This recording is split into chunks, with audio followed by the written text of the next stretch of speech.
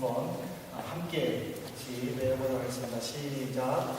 일어나라 빛을 발하라. 이는 내 빛이 이르렀고 여호와의 영광이 내게 하였습니다. 이사야 60장 9절 말씀. 혹시 자신 있게 나는 외웠다 하시는 분 혹시 계십니까? 한번 대표로 한번 외워보실 수 있는 분 계십니까? 다음 시대에는 우리 한번 누군가가 한번 이 말씀을 외워서 내가 한번 외워보겠다고 한번 손을 들어주셨으면 좋겠습니다. 1월달 공동의 기도 제목이 주님을 주인의 자리에 모시자라고 하고 지금 8일을 지났습니다. 주님을 주인의 자리로 모셨을 때에 제일 먼저 우리가 해야 할 일이 그 앉는 자리에서 일어나야 됩니다. 그래서 지난 주일에 제가 여러분들이 앉는 자리가 어떤 자리인지 그 자리에서 일어나서 주님을 위해 봉사합시다라고 말씀을 드렸습니다. 이 시간에는 조금 어려운 주제가 될 수 있는데 이심칭의 그러니까 nur glauben an Jesus, dann Gott sagt, du bist recht. 이렇게, 그러니까 그것이 바로 이심칭의인데, 이게 우리나라 말로는 이심칭이지만 또 한자어로는 또 다를 것 같아요. 그럴 것 같은데, 한번 이 말씀을 주제로 우리가 함께 말씀의 은혜를 나누려고 합니다. 우리가 이심칭이라는 이 단어를 하면서 제일 먼저 우리가 고백해야 될 것이 뭐냐면 하나님의 은혜를 인정해야 되고 하나님의 의에서 내가 의롭게 된다는 것을 고백을 해야 됩니다. 왜 그러냐면 이 고백을 하지 않으면은 내가 예수님을 믿는 것, 내가 봉사하는 것, 내가 신앙생활하는 것, 이 모든 것들은 전부 다 나에 의해서 결정된 것으로 생각하기 때문입니다. 그래서 이 이심칭의를 믿는다면은 내가 중심이 아니라 하나님이 중심임을 고백하는 것이 중요합니다. 근데 이 이심칭의는 기독교의 그 중요한 교리인데 이 이심칭의에는 그 두 가지 의미가 있는데 그 의미가 구약과 신약이 다릅니다. 구약은 여러분들 그 신명기 25장 1절에 보면은 사람과 사람 사이에 그 시비가 벌어지면은 재판관에게 갈 것이고 재판관은 그 사람의 죄의 유무를 따라서 의인이다 죄인이다라고 선언하라라고 신명기 25장 1절에 말했습니다. 여기서 보면은 의인은 의롭다 하고 악인은 정죄하라. 이것이 바로 법정적 선언이라는 것입니다. 이 사람이 선한 사람인가, 이 사람이 악한 사람인가, 그것을 법으로 판단을 해서 너는 죄인이다, 너는 악인이다, 너는 의인이다 라고 선언하는. 그래서 구약에서는 바로 이 법정적 선언으로 이심칭의가 기록이 되지만은 신약에서는 이것이 법정적 선언이 아니라 신약적 견해는 그냥 선언적 의미가 되어 있습니다. 특별히 갈라디아 2장 16절에 보면은 바울이 우리가 의롭게 되는 것은 우리의 행위가 아니라 예수 그리스도를 믿는 것으로 됐다라고 이야기합니다. 아무리 재판관이 나를 향하여 당신은 의인입니다 하고 선언을 했다 할지라도 내가 하나님을 믿지 않는 경우에는 그 죄인의 굴레에서 벗어날 수 없는 것입니다. 하지만은 내가 아무리 죄인이지만 내가 사회의 법을 받고 그리고 또 그 법의 심판 속에서 정말 죄수로서 생활을 했다 할지라도 내가 하나님을 믿고 하나님께서 당신은 의인이다 라고 선언할 때에 내 죄의 신분은 벗어진다는 사실입니다. 그래서 구약에서는 이 재판관의 판단에 의한 법정적 선언이 강하다면 신약에서는 예수 그리스도로 말미암은 그 선언적 의미가 굉장히 강하다는 것을 우리에게 보여주고 있습니다. 그러므로 우리는 이 이신칭의를 통해서 무엇보다도 십자가의 은혜를 강조하고 그 십자가를 우리가 굳게 붙잡아야 합니다. 십자가는 하나님께서 거저 우리에게 주시는 은혜입니다. 이사야서 59장 2절이라든지 로마서 3장 23절, 로마서 6장 23절에 보면은 우리는 죄로 말미암아 하나님과 분리되었고 그 하나님의 분리됨 속에서 우리는 영원히 죽을 수밖에 없지만 하나님은 예수님을 이 땅에 보내주셨고 요한복음 3장 16절에 있는 것처럼 누구든지 예수를 믿기만 하면 멸망하지 않고 영원토록 살게 해주시겠다고 약속을 해주셨습니다. 그래서 예수님은 그 하나님의 계획 가운데에 이 땅에 오시면서 돌아가시는 33년의 삶 동안 당신은 철저하게 타인의 삶을 살았습니다.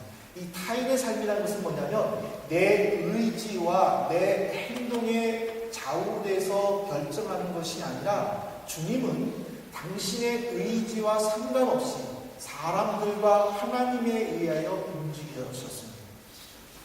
우리가 성경을 읽어보면요, 예수님께서 피곤하셨다 또는 배고프셨다 그런 말들을 우리는 가끔 찾아보게 되는데, 한 예로 마가복음 4장 38절에 보십시오. 마가복음 4장 38절에 보면은 예수님이 배를 타고 요단강을 건너는데 그 건너는 속에 너무 피곤하셔가지고 배에서 주무셨습니다.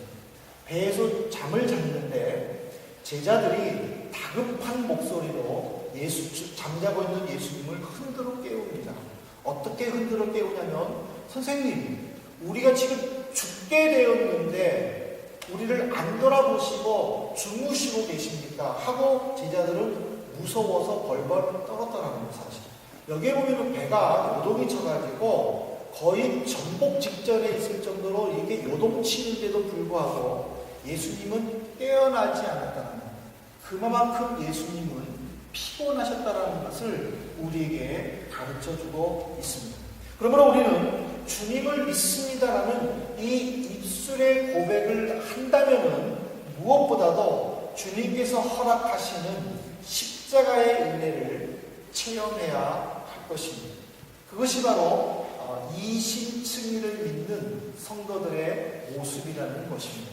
오늘 특별히 로마서 3장 24절과 25절에 보면은 굉장히 중요한 단어, 네 단어를 바울은 소개를 하고 있습니다.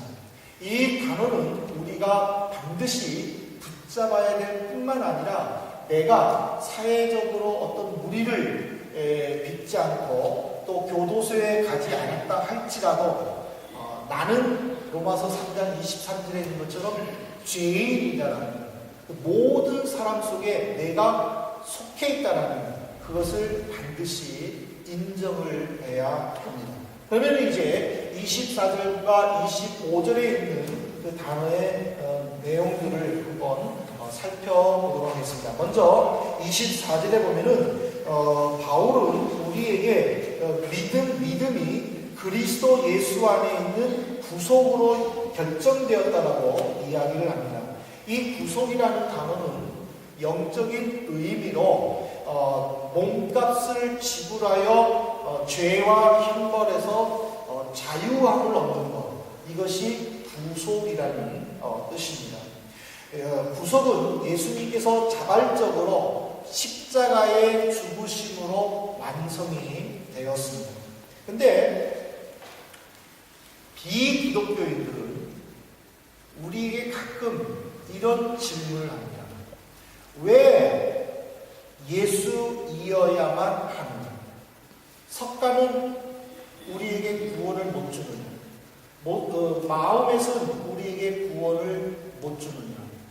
왜 예수야만 하느냐? 하고 우리에게 종종 질문을 합니다. 우리는 그들의 질문에 분명히 대답을 해 주어야만 할 것입니다. 석가나 모하메시나 이 세상에 존재했던 신들과 예수님과는 분명한 차이가 있습니다. 그 차이가 무엇이냐면 예수님 외에 어느 누구도 자원해서 자발적으로 인류를 구원하기 위해 이 땅에 내려온 신은 없었습니다. 예수님 이외에 어느 누구도 하나님의 계획을 순종하고 그리고 자신을 희생한 신은 이 세상에 아무도 없었습니다. 석가도 인도의 왕자의 신분으로 태어나서 그가 터득하고 그리고 불교로 귀의하였고 그래서 자기가 신이 되었고 사람들이 따라다니다가 죽었습니다. 어떤 계획에 의해서 이 땅에 내려오고 인간을 구원하기 위해 힘쓴 신은 예수님 이외에는 없다라는 사실입니다. 또한 예수님 이외에 어느 누구도 다 이루었다 하면서 죽은 사람이 없다라는 사실입니다. 모하멧이 자기의 세력을 확장하기 위해 무력으로 이 유럽까지 아시아까지 침략했었지만은 그는 죽을 때에 세계를 통일하지 못하는 것에 대해서 한탄하면서 죽었다는 사실입니다. 하지만 예수님께서는 유대의 베들레헴의 한 땅에서 그것도 죄인의 신분으로 십자가에 죽으면서도 예수님은 다 이루었다라고 외치시면서 죽으셨다는 사실입니다. 이것이 바로 예수님과 다른 신들의 차이라는 것입니다. 그렇기 때문에 다른 타종교들이 기독교를 비판하고 배타적인 종교라고 말을 한다 할지라도 내가 믿는 예수, 나를 위해 이 땅에 오신 예수 그리스도에 대한 확신과 분명한 믿음을 나는 가져야 되고 그것을 사람들에게 증거해 주어야 한다는 사실입니다. 우리는 보통 복음을 캐리그마라고 이야기를 합니다. 이 캐리그마는요, 설득이 아니라 선포입니다. 우리는 이성적인 논리 속에서 얼마든지 비기독교인들과 기독교에 대해서 토론을 할 수는 있지만 그 토론 속에서 한 가지 놓치지 말아야 될 것은 선언이라는 것입니다. 선포라는 것입니다. 우리는 선포해야 됩니다. 하나의 예를 들자면요. 사도행전 16장 31절에 보시면 바울 사도가 로마의 간수장에게 주 예수를 믿어라. 그리하면 너와 내 집이 구원을 얻는다. 하고 선포했어요. 이거는 삐때가 아니에요. 이거는 선포한 거예요. 왜 바울이 그 로마의 간수장에게 선포했는가? 그것은 구원에서만큼만은 주님 외에 그 어떤 해결책도 없다는 것을 우리에게 가르쳐주기 위함이라는 것입니다. 그러므로 우리는 내가 믿는 예수 이외에는 어떤 구원의 길이 없다는 것을 분명히 고백해야 됩니다. 두 번째로 오늘 24절에 보면은 어떤 단어가 있느냐면은 하나님의 은혜라는 단어가 나옵니다. 이 하나님의 은혜로라고 했는데 이 은혜라는 것은 죄 지은 사람을 향해서 그 베푸시는 사랑을 의미합니다. 우리는 아담의 죄로 인하여 내 의지와 상관없이 죄인입니다. 이것은 이제 기독교 용어로 말한다면은 이제 원죄라는 용어를 쓰는데 유교에서도요 성선설과 성악설이 있습니다. 그래서 성악설이 먼저냐 성선설이 먼저냐, 그러니까 사람은 원천적으로 착하다, 사람은 원천적으로 악하다, 이런 식으로 정말 그 쓸모없는 논쟁에 그 휘말리기가 쉽지만은 우리는 성악설이다 성선설이다 이 내용보다는 나는 내 의지와 상관없이 죄악 중에 머물러 있다라는 그 고백을, 마음가짐을 우리는 항상 해야 됩니다. 시편을 보시면은요, 시편 51편 5절에 보면은 다윗이 자기의 삶을 돌아보면서 하나님 앞에 이렇게 고백합니다. 내가 죄악 중에 출생하였으며 모친이 나를 죄 속에서 잉태했습니다라고 고백을 합니다. 다윗이 믿음이 좋아서 정말 경건한 사람이어서 이 고백을 한 것이 아니라, 물론 그가 경건함 속에서 고백을 했지만은 이것은 믿음이 좋은 사람만이 할 수 있는 고백이 아니라 누구든지 예수님을 믿겠다라고 결심하는 그 순간부터 나는 죄악 속에 출생했다라는 고백을 해야 된다는 사실입니다. 그럴 때에 우리는 하나님의 은혜를 받을 수 있다라는 사실입니다. 그 다음에 마지막 24절에 보면은요, 값없이 의롭다함을 얻었다고 그랬습니다. 이 값없이라는 말은요, 이 선물로서라는 뜻을 가지고 있습니다. 하나님은 우리에게 선물을 주셨어요. 구원이라는 선물을 주셨어요. 근데 그 구원에 대한 선물을 우리는 지불하지 않아요. 배달을 하지 않아요. 하나님이 God hat für uns schon bezahlt. 하나님이 우리를 위해서 다 계산을 해버리셨어요. 바로 계산하는 사람이 예수 그리스도라는 사실.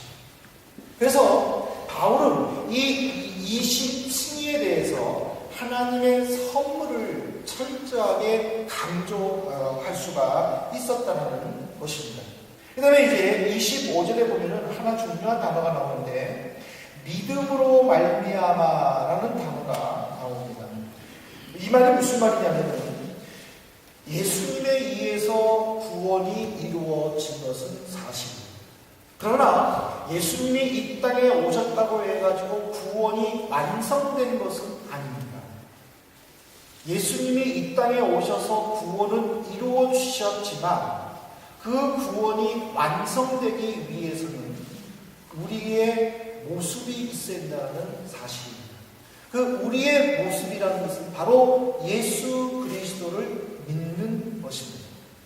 내가 예수님을 믿을 때에 구원은 완성이 되는 것입니다. 예수님이 이 땅에 오셨어요. 어느 누구도 예수님을 믿지를 않아요. 어느 누구도 예수를 메시아로 인정하려 하지 않았어요. 예수님은 이 땅에 오셨지만 구원이 이루어지는 것은 아닙니다. 하지만 예수님이 이 땅에 오셨어요. 그런데 내가 어느 누구도 믿지 않았는데 내가 예수님께 무릎을 꿇고, 주님, 내가 주님을 나의 구세주로 믿습니다, 고백할 때에 주님의 구원은 나를 통하여 완성되었다라는 사실입니다. 그래서 로마서 3장 22절에 보면은 바울이 굉장히 중요한 말을 했습니다. 그리스도를 믿음으로 말미암아 모든 믿는 자에게 미치는 하나님의 의인이 차별이 없는, 남녀노소 빈부귀천을 막론하고 어느 누구도 예수님께 나올 때에 예수님은 그 사람을 통하여 구원이 성취되었다는 것을 우리에게 가르쳐주고 있습니다. 그래서 이 이신층의를 통해서 내가 예수를 믿는 그 작업이 얼마나 중요한가를 가르쳐주고 있습니다. 여러분들 히브리서 11장 6절에 보세요. 믿음이 없이는 하나님을 기쁘시게 못한다고 그랬어요. 누구든지 하나님께 나아가는 사람은 하나님이 반드시 계시는 것과 상 주시는 것을 믿어야 된다라고 히브리 기자는 우리에게 믿음을 강조했다라는 사실입니다. 이상의 단어를 통해서 이 신층이는 어떤 의미로든지 구원이나 의로움은 결코 인간의 산물이 아니고 하나님의 선물이며 하나님께서 베풀어 주시는 은혜의 산물이고 은사고 행위에 의하여 결정된 것이 아니고 정죄에 반대되는 의로움이라는 것을 우리는 분명히 믿어야 됩니다. 근데 여기에서 우리는 한 가지 질문이 있습니다. 나는 구원받았습니다. 그러면 이제 이 세상은 뒤로 하고 저 천국을 소망하면서 살면 되지 않겠습니까? 어떻게 생각하십니까? 이거 참 잘 생각하셔야 됩니다. 왜냐하면 가끔 가다가 이런 분들이 계셔요. 이 세상은 너무 싫다. 사람들 사이에서 오고 가는 그런 것들, 긴장관계를 난 너무 싫다. 정말 천국이 최고다 라고 생각하는 분들이 계시다라는 사실. 근데 우리가 이것에 대해서 분명한 그 믿음을 가지고 있지 않으면 오늘날 왜 많은 사람들이 기독교를 욕을 하고 있고, 그리고 기독교가 세상에서 참 좋은 일들을 많이 함에도 불구하고 왜 손가락질 받고 있는가를 우리는 한번 생각해 보아야 한다는 사실입니다. 그것은 이 이심치에 대한 잘못된 해석 때문에 나는 믿고 나는 구원받고 이제 이 세상은 그냥 아무렇게나 살아도 끝나면 나는 천국 가는 거, 이런 식으로 우리가 세상에 대해서 우리가 그런 생각을 갖고 있다면은 결국에는 이 세상에는 여전히 하나님의 영광이 나타나야 됨에도 불구하고 하나님의 영광이 가리워진다는 사실입니다.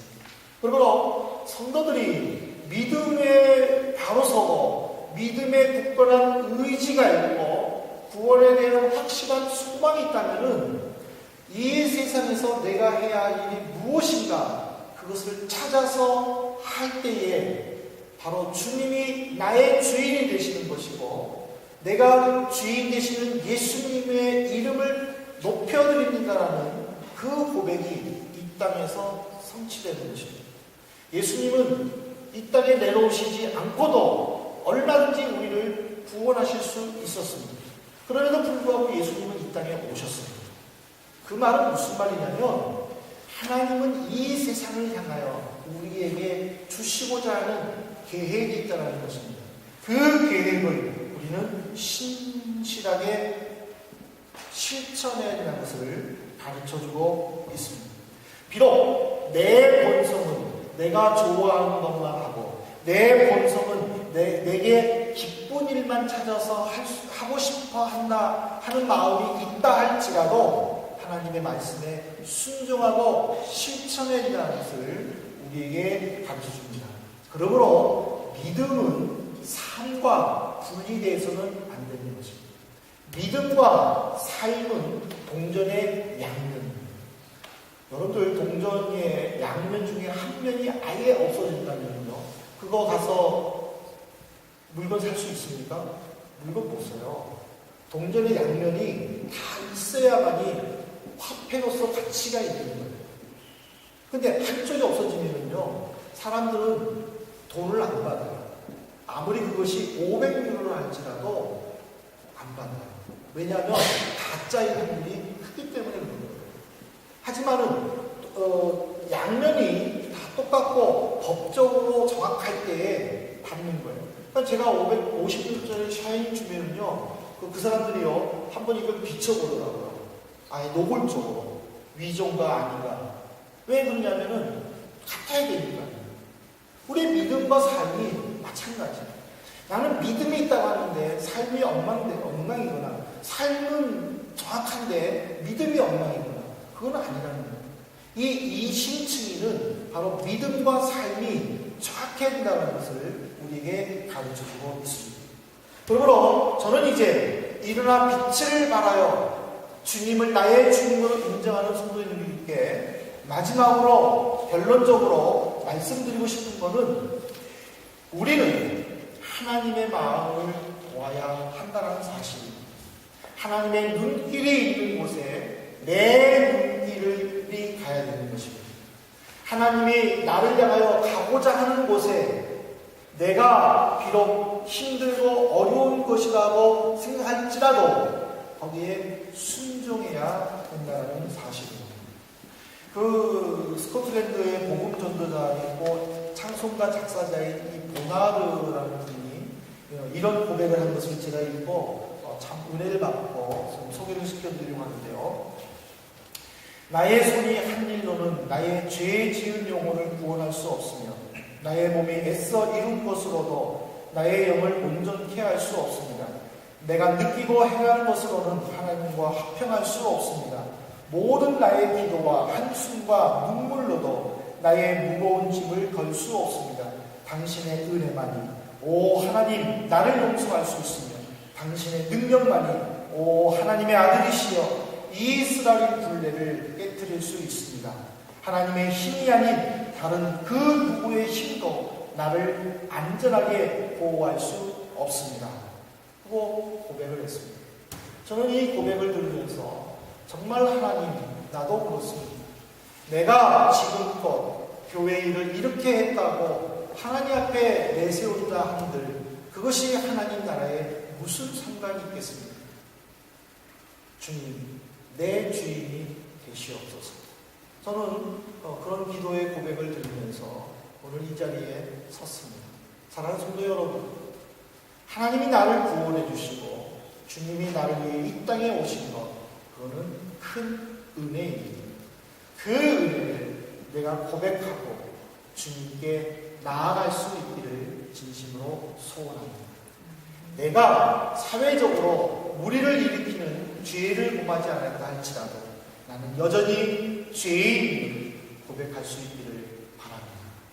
이 한 주간 동안 이 말씀대로 하나님 나를 도와주옵소서. 주님이 내 주인이심을 나타내 주옵소서. 고백하면서 이 한 주간도 은혜 가운데 살기를 주님의 이름으로 축복합니다. 기도하시겠습니다. 하나님 아버지, 오늘 이 자리에 모인 저희들을 구원하여 주시고 주님의 이름으로 모이며 주님을 찬양하게 해주시니 감사를 드립니다. 저희의 연약함과 부족함을 아시는 주님, 오로지 주님의 은혜만이 우리의 살 길임을 고백합니다. 주님 함께 해주시고 이 한 주간도 주신 이 말씀을 묵상하며 주님의 은혜로 값없이 주시는 그리스도를 믿는 그 믿음 가운데 이루어지는 구원을 성취하며 완성할 수 있도록 역사하여 주옵소서. 그래 저들의 삶 속에서 늘 기쁨이 평안이 넘쳐나도록 지켜 주옵소서. 예수 그리스도 이름으로 기도 올리옵나이다.